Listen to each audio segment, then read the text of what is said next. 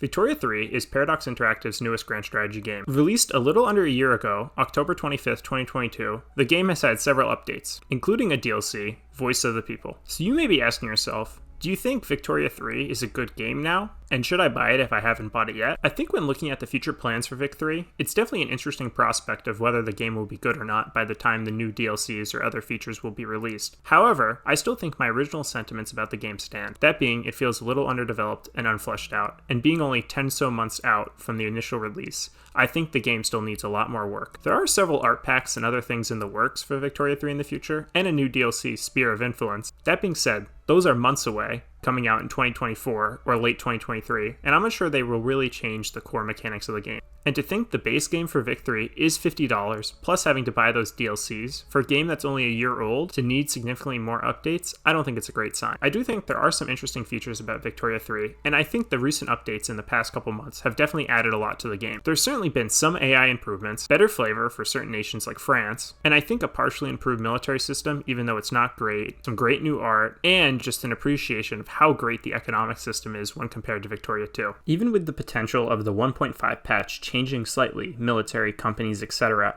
I do not think it's enough to fully bring the game to where I expect it to be and where many others thought it would be. There's a lot of historicity missing, and I feel like the AI can still be wonky, and the multiplayer experience doesn't really feel there, especially when compared to other Paradox games and Victoria 2. That being said, Victoria 3 was never really meant to be a parallel of Victoria 2, but instead a new branch for the company. And I think if you want a fun, more role-playing game where you get to expand and build your nation's economy, and less of a map-painting simulator, Victoria 3 is a great selection. I think I have to put aside my partial disappointment from Victoria 3 when looking at Victoria 2 and compare the game from its initial release to now. I certainly feel less has been done than I expected. To be fair, I couldn't expect a total military overhaul, but I thought more would be done than just the minor features and minor changes such as strategic objectives. Do appreciate that they at least tried to tweak and work on things. I'm also looking forward to the fact that they are actually actively making DLCs and working on new changes. And while I didn't think the game was perfect on release, it's still something that I find interesting to play every now and then, picking up 20 or 30 hours here or there. But Paradox committing to this game, hopefully, continuously, unlike what they did with Imperator Rome, will be an exciting thing to see. I do think many people still like Victoria 3, would like Victoria 3 if they tried it,